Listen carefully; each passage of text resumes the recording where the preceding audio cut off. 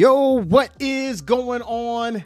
Geek Corner. This is your boy, Earthsmack, the Mad Scientist, and welcome back to the Orange Phoenix Media Channel, one of the hottest black up-and-coming comic book YouTube channels on this side of the Dakotaverse. So today, we got a very, very special guest today.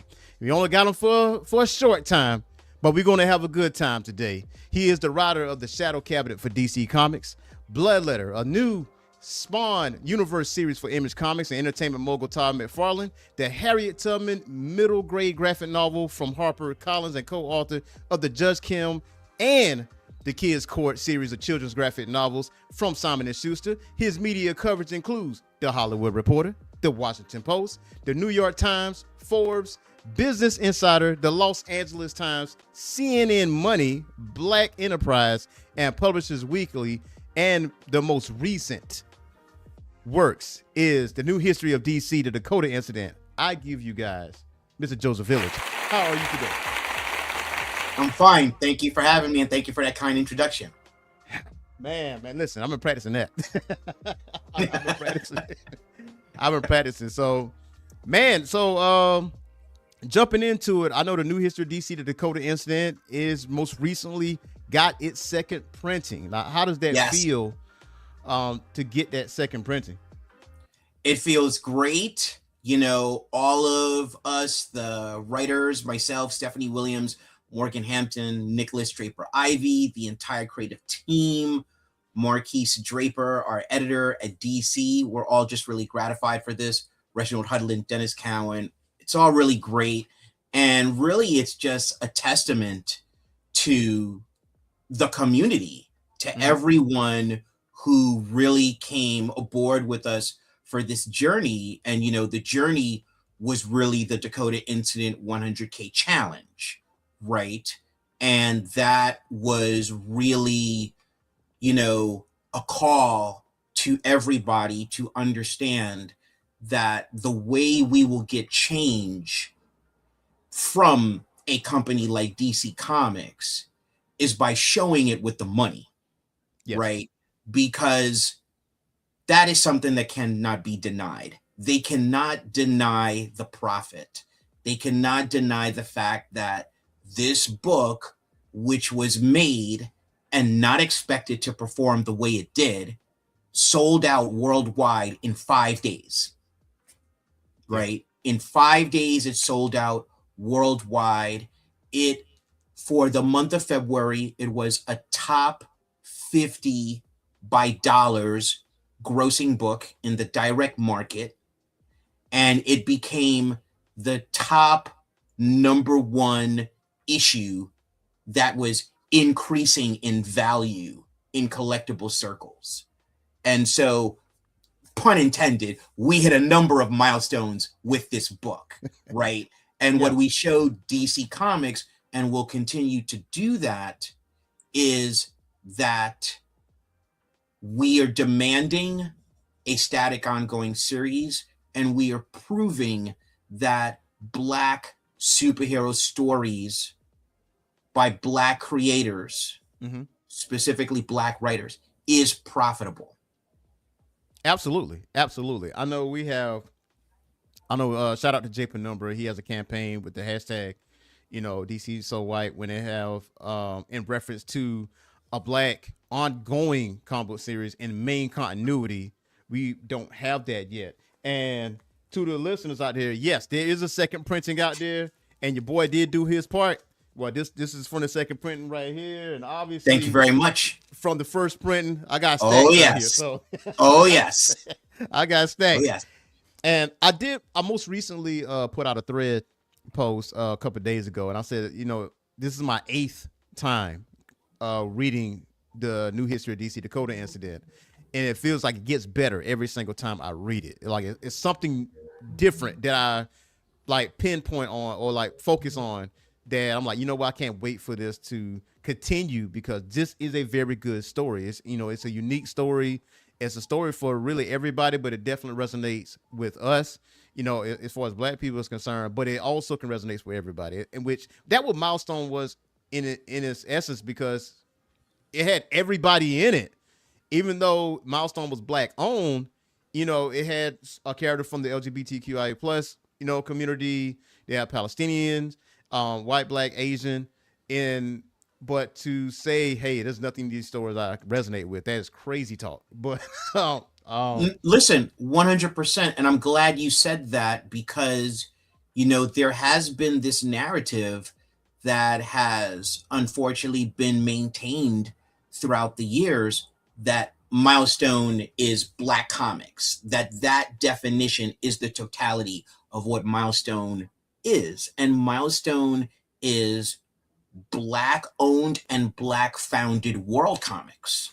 mhm. Milestone in the 1990s did a number of things that big publishers are patting themselves on the back for in the 21st century.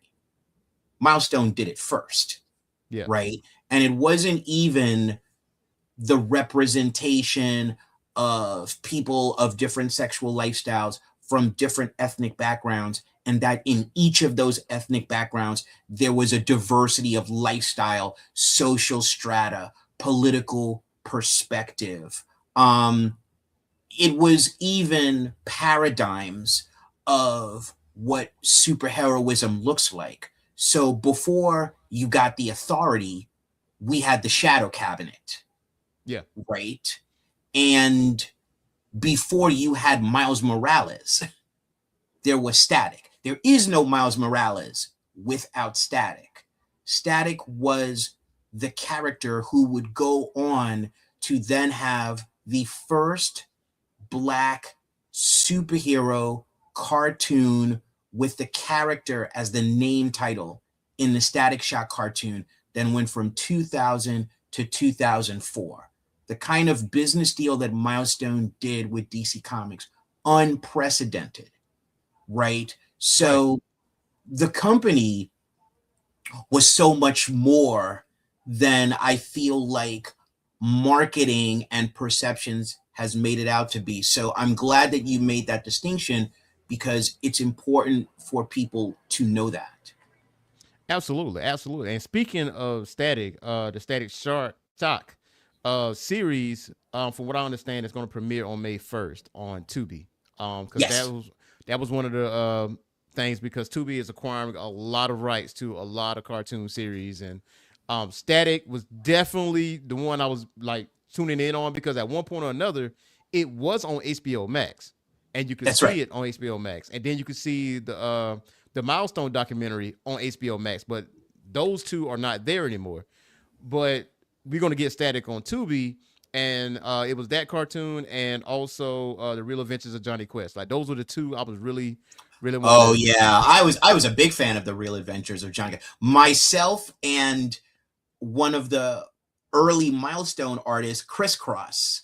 Yeah. When that cartoon dropped, it was funny. We actually lived in the same building together in Jersey City, Mm. and we would talk about those episodes because we were fans of the old Johnny Quest, but the Real Adventures of Johnny Quest took it to a new level. Oh, So we were absolutely, both fans of that cartoon. absolutely, man. I could not like find like the cartoons, because typically you might see like an episode or two on YouTube or Yeah. something. Could not find it, and just to see that and how Tubi announced that it's not on Tubi yet, but once it's there, I'm locked in. I'm automatically locked into that. Between that and Static, I already told I my think it's fiance I'm out of there. Yeah, listen, make the time. And I think it's great that a new generation of young people and people who are being introduced to Milestone through the new history of the DC universe, the Dakota incident, that they're going to learn firsthand about Static Shock through watching it, and they're going to understand why this character is such an important touch point in global culture and definitely in our culture. Yes, absolutely, absolutely. And now, speaking of the new history of DC, can you give us like the start of that, on how that came about with the Dakota incident? Because once it was announced, we was locked in automatically. So, really it comes down to Marquise Draper, who's the editor at DC Comics, who has basically been shepherding Milestone for the last 5 years. Mm. And he wanted to do something big for February 2026. And he had a germ of a plan, but there was by no means a story. And so the first thing he did was he assembled the writer's room.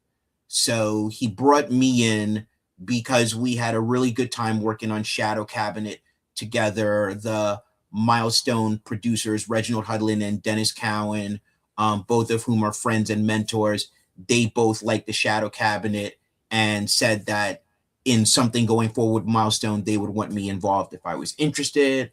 And of course, I said yes to that. And then Marquise brought in the other writers, Morgan Hampton, who's the writer of the monthly Green Lantern Corps series, Stephanie Williams, who's one of the most prolific writers out now. She is writing another two-parter on Wonder Woman. She has a really great creator-owned series called Roots of Madness, which I highly recommend. And then Nicholas Draper Ivey, who's basically been the visionary of the revitalization of Static for the last 5 years. And so he put together the writer's room, and that's where things begin, you know, and the way writer's rooms will work is you start throwing things against the wall. You don't necessarily know what the story is in the beginning. The story begins to form itself, right? And it forms itself through collaboration and people throwing out ideas. And as someone who has built writers' rooms, this one was amazingly collaborative. No one brought ego to the table. Obviously, as a writer, you have a creative ego, but it was really about whoever has the best idea wins. Yeah. And when the best idea lands on the table, how do we use the best idea in our portion of the story? How do we make it one story instead of it seeming like 4 separate micro stories? How did we make it uniform, right? Right. Yeah. Because I know with the previous issues of the New History, it was more like it, lack of a better word, like historical, like context, like just educating you, like, okay, this is what happened in the beginning, this is what this is. But also, they did mention Milestone, they did mention the Q Juice, they did mention that stuff. Like, wait a minute, okay, so this is in main continuity now. So, you know, that had my antennas going. And then when this announcement happened, this is vastly different than the previous books because this Dakota incident is really telling the story. And I love the fact that it explained what happened with Milestone, while, you know, story wise, why we haven't seen them, and, you know, what happened with Lex Luthor. And it's, you know, Lex Luthor at one point or another was president at one point. So just to see that, you know, transpire, and also like with Bronze Tiger and, like, you know, his inner turmoil, what was going on in his head. You know, Jefferson Pierce, what's going on in his head, you know, fighting from within, and Static was like 2 seconds away of taking Lex Luthor off the board until Luthor said, "Hey, yeah, you got parents that live on this street, right?" Yeah. So I do love that aspect of it, and I reread Shadow Cabinet as well a few days ago, and story is like obviously it's better. Like anytime I reread something, it's just something that you miss, and then like, that you pick up on. And I know the goal is for a Static ongoing series. I don't know if you can speak on this or not, but is there or there's some traction being gained with that? Yeah, so let's talk about that. So first off, you know, thank you for your kind words about the Dakota incident, about Shadow Cabinet. You know, from my perspective as a writer, I try to write stories that, number one, can serve both masters, right? So one master is the fans who are already familiar with the mythology, and then the second master is new readers. You always want to have the capacity to bring in new readers for your story. And, you know, Shadow Cabinet was really the Avengers Endgame of the Milestone Returns era. So bringing together 4 years of storylines into one finale was not easy, but it was really fun to do. And so I'm glad that it has that kind of reread value for you. And I felt like it put a good ending on that era, right? And I kind of equate it to The Wire season 5, where after you watch the last 11 minutes of the last episode of The Wire, it's like it's an ending, but there's a part of you that wants to know what's going to happen tomorrow and what's going to happen tomorrow and what's going to happen tomorrow. So I really tried to frame it that way. And then what happened was DC spoke with the Milestone producers, and the decision was to bring it all into one universe, right?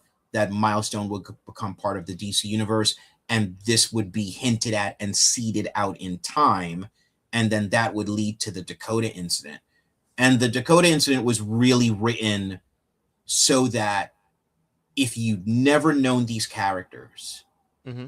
you get a sense of their rise, what it was like for the people of Dakota to be in a city with no superheroes, in a world where there is a Superman and Wonder Woman and Batman and Justice League of America, and maybe they fly over your city, but they never put boots to ground.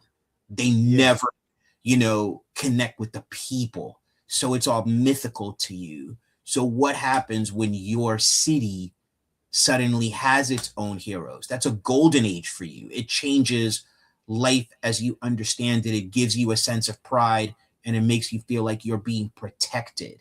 It makes you feel like you too are extraordinary, right? So bringing that sense of wonder to this story was very important for me as the writer of the first chapter. And then we reveal the big conspiracy with the murder of Edwin Alva, and then that leads into the bigger story. And so in terms of what's happening at DC Comics, well, again, they did not expect this book to perform like this. Yeah. They did not expect the Dakota incident to sell out entirely of its first printing, and certainly not in less than a week, right?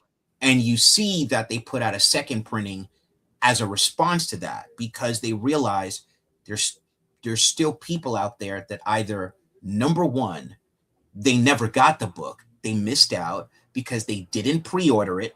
Either they don't know about the pre-order system, which would be understandable, or they underestimated the demand of the book. They figured, oh, I'll just go in my comic book shop and get it. It's like, that's not necessarily true. Yeah. Right.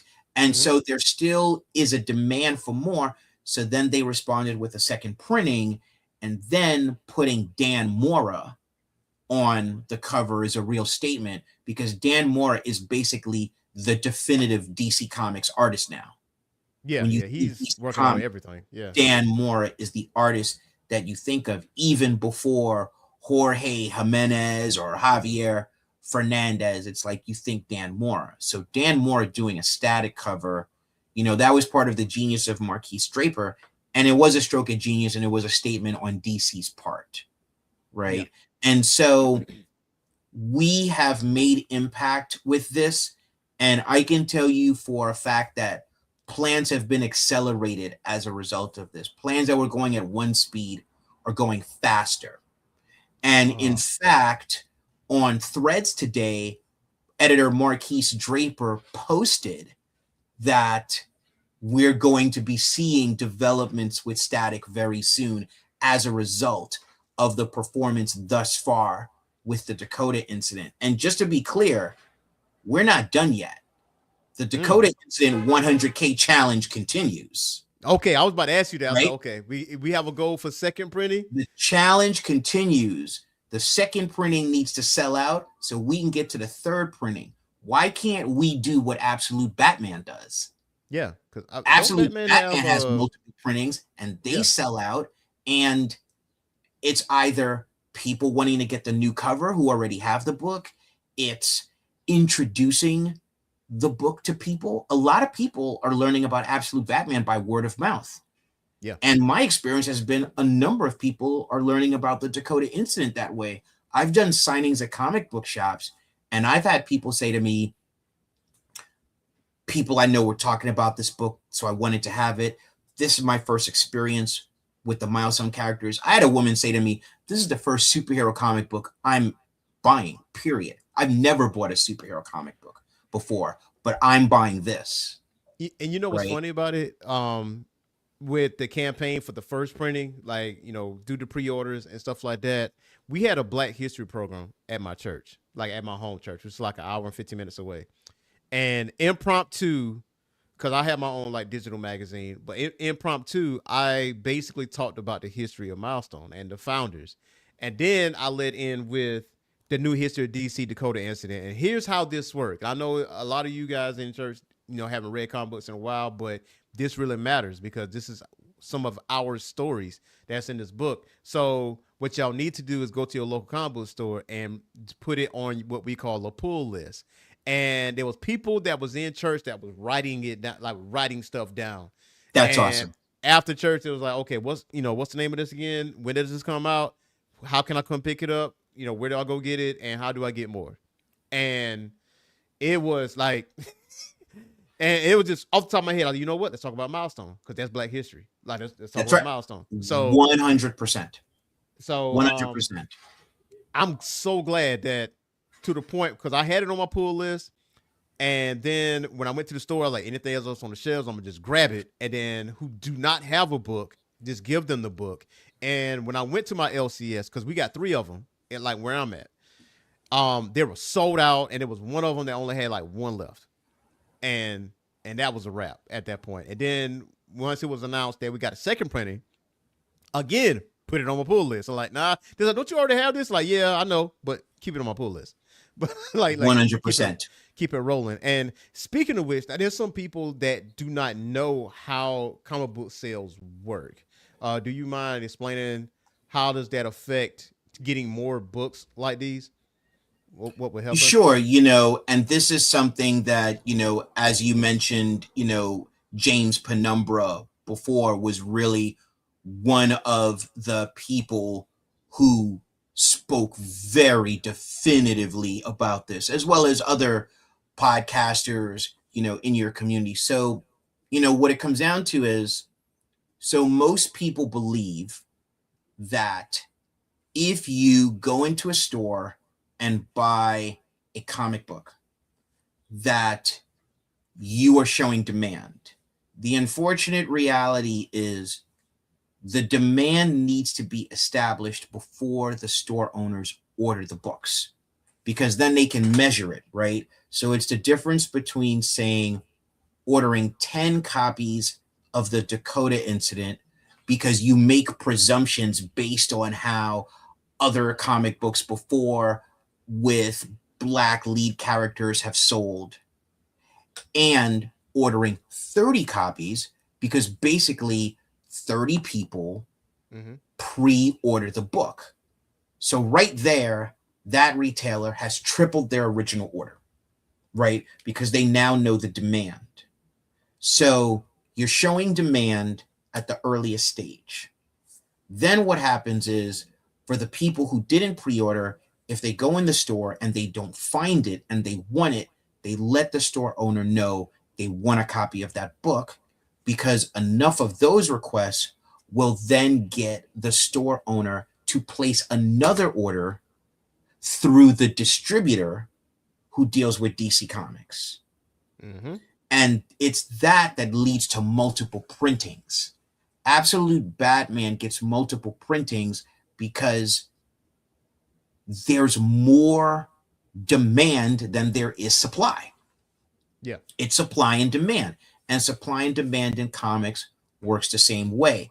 But we have to establish the demand up front before the store owners place their orders, which means that as soon as you see it solicited online. So for example, this week, the publishers are releasing all their July solicits online for books that are coming out July 2026, which means if you see something you want in there, you let your store owner know now you want that. So one example would be one of my fellow writers on this book, Stephanie Williams.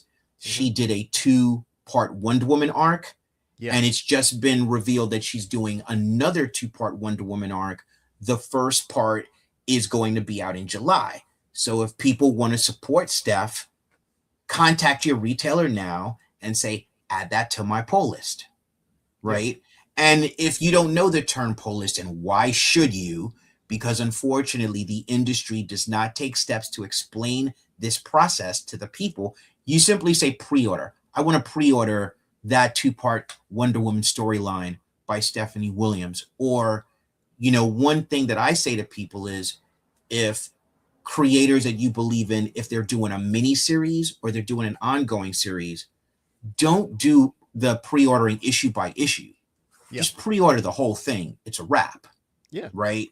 When the Black Lightning miniseries came out by Brandon Thomas and Fico Asio, I told my retailer, I said, pre-order the entire Black Lightning limited series for me. Same thing with Stephanie Williams' Roots of Madness. That way I know I'm getting every issue. Yeah. And I did my pre-orders for Roots of Madness, and my fiance got half of those books. Like it's totally understandable. She straight up robbed me. And what was funny about it is that she's not past tense. She wasn't a comic book reader like that, right? And she met Stephanie at one of the conventions that we went to together, and she got a bunch of Black books. Now, I mean, she got Roots of Madness. I gave her my issue 1, and Stephanie signed it, so I'm never going to see that again. So, and then she got the rest of them, and she was like, "Hey, what's that issue number 5?" And I thought she forgot about it, and I had it in my box, and I was like, "It's in the box." She's like, "Go ahead and run that. Like, go ahead and give me that. I'll bring it back." And now she know the terms bag and boarded. She know those terms now. So I'm like, yeah, you slowly turn into a nerd. So it's all right. You've added another reader to the fold. Thank you very much. Yeah, got him. Like she's reading. She got a Flawed, Bitterroot, Nubia, because Nubia was the first book that she read, and she was like in love at that point. You know, that was her gateway into it. So so what's funny about it is that comic book stores tend to not educate a newcomer or a new customer on how this works. As far as, if you want more of this book, you have to pre-order this book. And, you know, fortunately, they have to take, you know, people like me and yourself, you know, Jay Penumbra and all the other content creators out there, just to educate and say, hey, if you want this book, you have to pre-order this book. That way it will create a demand for this book. So, and we just got to like keep beating that, because. Oh, go ahead. 100%. And listen, just to be fair, I feel like retailers are doing this. I don't know about all retailers, but I can tell you, at the very least, I have 2 local comic shops. So when we say LCS, we mean local comic shop. I have 2 local comic shops, and one of them, at the very least, whenever there's a new customer, the owner explains the system to them. So if someone comes in and says, hey, I heard about Absolute Batman, you know, do you have it? Okay, well, here's the latest issue. If you want to make sure that you get Absolute Batman every month, then I would recommend that you become a subscriber. That's what he calls it. And he says, you know, you can subscribe to any titles that you want, because that way you know you'll get them. If you don't subscribe, you may not. Yeah. Right. So I think retailers as a group are doing this. I think the problem is, number one, the publishers are not doing it. The people who are really running the industry, they're not doing it. Yeah. Right. And number 2, I think we have not been told what the stakes are. It's not casual if you don't pre-order. The stakes are, you either get what you want or you will not, because either something will succeed and achieve a certain sales threshold, or it would fail. And that's what I wanted to do with the Dakota Incident 100K challenge. I wanted to clearly communicate the stakes. Yes. Because we have all these online communities, some of which are visible, some of which may be less visible, whether it's Discord or Reddit or things like that. And we can complain about not getting the books we want, because it is a fact, Static has not had an ongoing series since 1997, when the 45th issue of Volume 1 came out. That is before the Static Shock cartoon came out, and his visibility and the awareness of him magnified exponentially, right? Yes. That's insane. that doesn't even follow the physics of entertainment, right? Mm-hmm. Because the physics of entertainment means when a character is realized in expanded media, you have increased the audience for that. You want to tap into that audience. And because we live in a capitalist society, tapping into that audience means Yeah. creating product for them to buy. So the fact that Static didn't get an ongoing series after the Static Shock cartoon is in disobedience of media and business physics. Yeah. Right? And so why should we accept that anymore? How Yeah. do we change things? Right? We cannot treat companies like they're people. People care about other people's disappointments, needs, wants, concerns, desires. Companies care about profit. And that's how they measure desire. They measure desire through profit. They measure desire through a demand being greater than the supply. So then they have to increase the supply. And Yeah. then they look at a sales phenomenon and say, you know, we could have this happening every month. This doesn't just have to happen with the Dakota incident. We could give them Static every month and get this money and add it to the bottom line, right? Yeah. So that's what this is about. It's about understanding our purchasing power and understanding the leverage that gives us, right? Because the thing about purchasing power is that it can be given and it can be taken away. Yes. Right? And part of the problem is the companies feel that if they don't give us what we're asking for, we will take whatever else they give us. Right? Yeah. So they will purchase X-Men anyway. They will purchase Batman anyway. Right? Mm-hmm. So what Spider-Man, we need same to way. show them is not only will we purchase Static and the resurgence of milestone that comes from that, but if we don't get that, we will reconsider our purchasing habits. Yeah. Because this has to be a relationship of reciprocity in which both parties are mutually satisfied and enriched, not where it's happening with one and the other party is dealing with a deficiency of nourishment. Yeah. Right?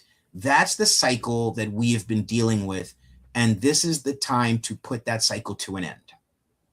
Yeah, absolutely. I mean, the proof is in the pudding. Like when it came down to the code incident. So to say that nobody's checking for milestone, that's crazy talk. Considering what it did within a week, So you couldn't find a book anywhere, like no matter That's right. what. So like variant covers and all, That's and right. like the moment that you said the 100K, because I think that's how we end up following each other too. With the 100K challenge. I'm like, well, I'm on this. I'm on this all day. So, Yeah, you were really out there helping spread the word. So thank you so much for being a part of that. You know, I really appreciate everybody coming to the table for this, right? Because yeah, there were phenomenons that worked against us, right? The book leaked 1 week before it dropped, right? And so in a weird way, what did that do? I think it galvanized us more to say, you know what? That will not deter us.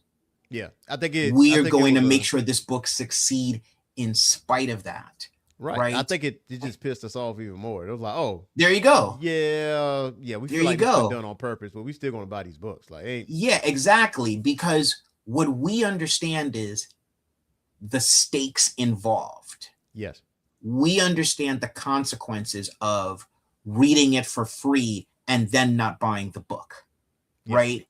And to something you said earlier, and this is something that, again, I experienced at a signing I did yesterday at a bookstore here where I live in Brooklyn, New York. Mm-hmm. There's giving this comic book as a gift, right? First off, no one who gets a comic book as a gift is going to say no. Yes. They're going to be like, Exactly. hey, that's great. And then they'll be to their other friend, why don't you ever give me a comic book? Mm-hmm. Right? Like someone gave them a comic book, a friend, a family member, right? There's something to that. Number two, what we do is we make more people aware of these characters, of this story, of this history. And this is a story, you know, to your point about the fact that it has reread value Mm-hmm. because it operates on a very human level. Yes. You know, if Yeah. this operates for you, whether you are a fan of the superhero genre or not, there's a very clear human story here. This human story is universal, but for Black people, it has more layers. Yes. For Yes. Black people, we're talking about Tulsa, we're talking about Rosewood, we're talking about Minneapolis and ICE, Yeah. right? Whereas for people from different communities, we're talking about what it's like to have agency and then to be forced to surrender the agency and the need to come back and fight, right? That is something that people from a variety of communities can understand, Yeah. right? Absolutely. And so, you know, like I said, I was doing a signing yesterday. This woman came in with her two little daughters, and she was there, I think, to just, you know, get them some books. And I spoke with her and I said what this book was about. And she said, you know, it's my husband's birthday next week. I think it would be great to give him a signed comic book about what you're talking about as a gift. And I believe that she was Latina, but we could both understand the importance of representation. Yes. And that representation has to be fought for. There are the people who make the stories, and then there are the people who purchase and elevate the stories, right? We're Mm-hmm. all in this together. And what the Dakota incident also showed, and I think this is something that was galvanized in the Black comic book community, is how purchasing power shows entrepreneurial possibility. Like, what lessons can be taken from the Dakota Incident 100K Challenge and applied to Black indie comics? Right? Right. About greater audience engagement, about compelling narratives, about a challenge that brings us all together. Because, you know, look, let's keep it real. The world Yeah. is so crazy these days that I Yes. think most people wake up and feel like they're losing, Yeah. which Absolutely. means that we need victories. We need victories at different levels. Yeah. And for us, the fans, a victory is using our purchasing power to give something we believe in more power. We did Yeah. it with the Black Panther film. We did it with Sinners. Yeah. We're doing it with the Dakota incident. And when we get the Static ongoing series, we must do it with that. Oh yeah, we definitely doing it with that. Like the moment it's announced, and hey, this is solicit for this month right here, immediate pre-orders, and if the book I want, I say I want this book and all of the variants. I don't care. Like, 100%. give Listen, me I did everything. the same thing with the Dakota incident. Mm-hmm. I pre-ordered all the covers of the first printing, and I pre-ordered the two covers of the second printing. So I have my copies, because if I'm saying that this is what you need to do, then it must be what I need to do. Yeah. Right? I Mm-hmm. cannot absolve myself of the responsibility. It's a collective responsibility. So I'm in there in the trenches with all of you, helping to ensure the future. Absolutely. And when static ongoing series come out, that for me, I feel like it opens the window for the other characters as well. Hardware is like probably my favorite character outside of Yeah. Rocket. Rocket is just very matter of fact, tell it like it is, and she doesn't mince words at all. And I Nope. love that about her character. And just to see her interact with Static in Shadow Cabinet, like their Yeah. interaction, I was like, man, would be so dope to see a Static and Rocket. Oh my goodness. I'm like, That's man, that's what I wanted. I mean, well, yeah, listen, I have not made it a secret that Rocket is my favorite milestone hero, mm-hmm. and she's one of my top 10 favorite superheroes, period. Right? Absolutely, yeah, And I've been reading superhero comics for over 50 years, so that's a pretty long list.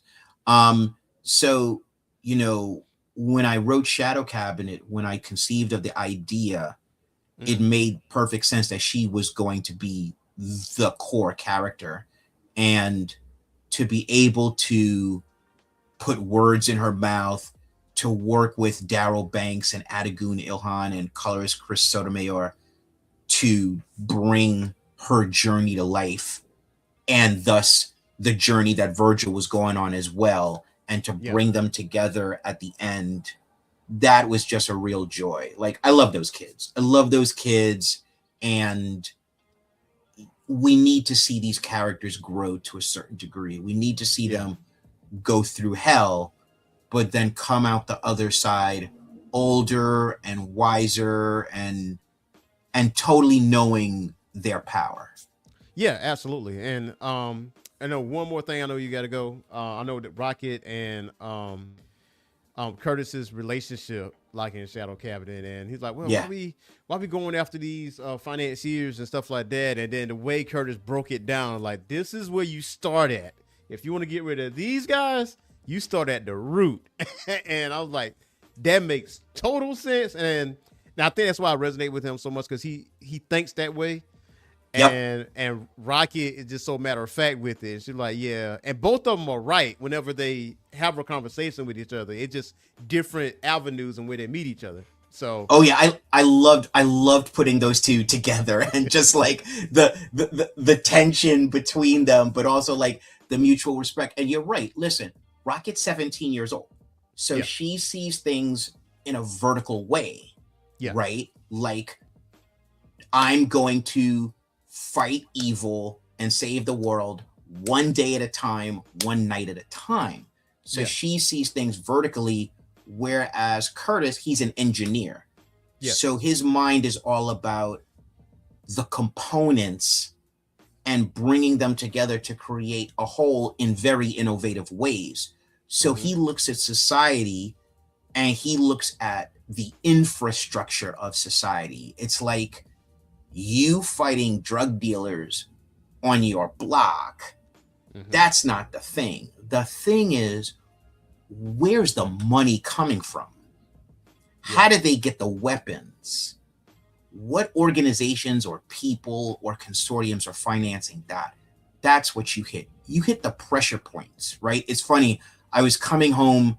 No, I was going to the gym today, and I was thinking about, there was this Superman comic book that Joe Kelly wrote in the early aughts, in which Lois Lane gets kidnapped, and so Superman, I think, calls Batman to mm-hmm. find her, right? And there's a situation where statistically, if you don't find a missing person within the first 24 hours, they're likely dead. So there's a Yeah, ticking clock. And so Batman goes into like this bar, and this, asking about Lois Lane, and this big guy steps to him, big guy. mm-hmm. And the guy's like threatening Batman with his big mouth. And Batman just like pokes him and pokes him again and pokes him again.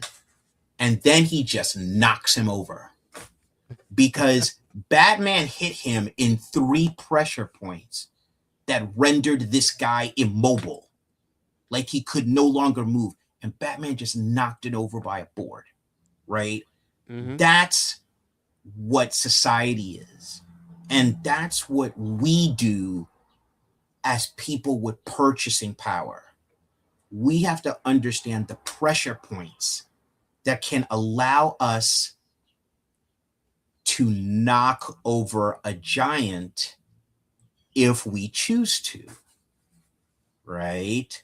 So it all comes down to understanding the nature of your power, how to apply it, and how you can redirect it if you choose to withdraw it and put it somewhere else. Absolutely. Absolutely. And Mr. Illidge, it's been a pleasure having you on the show because I know you have a busy schedule and I know you got some things to do. And I know we didn't get a chance to talk about IPs. We didn't have a chance to talk about Bloodletter, but I know we'll talk about that next time you come through. And, we can consider that a sequel conversation. And to that point, it's funny you mention that, and thank you for mentioning that. This is the trade paperback. I just got my copies this week. This is going to be in bookstores and comic book shops Tuesday, May 5th.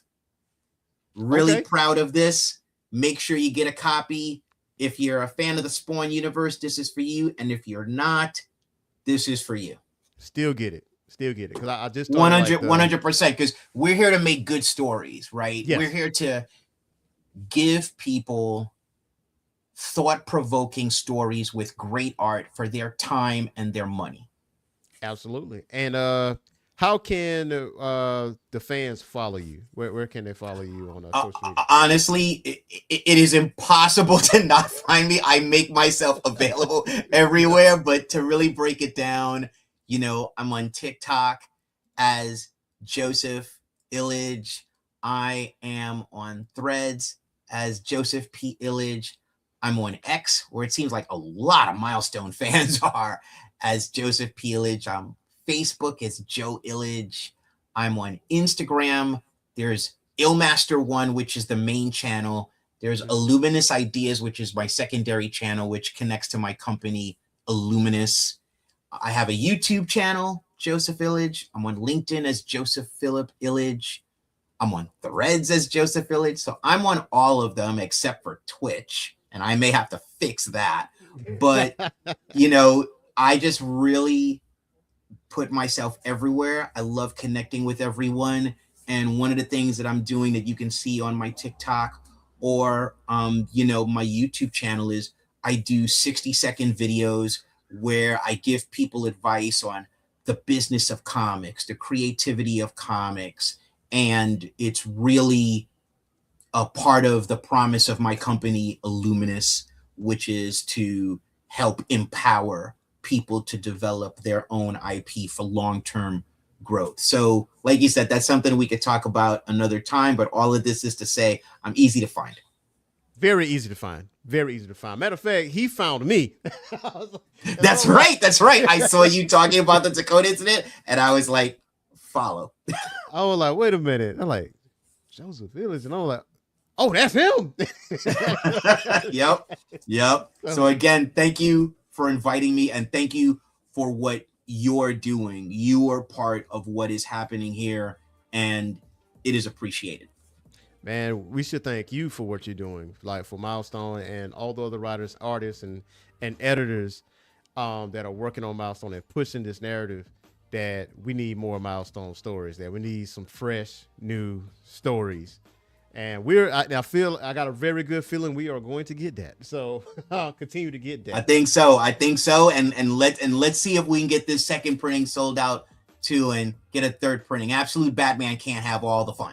Nah, they can't have all the fun, man. And, you know, the stories can stay a little bit, just a little bit. We got to go. That's it. We got to go jump over to the Milestone start. So until next time, fans of Geek Corner, peace. Have a good one.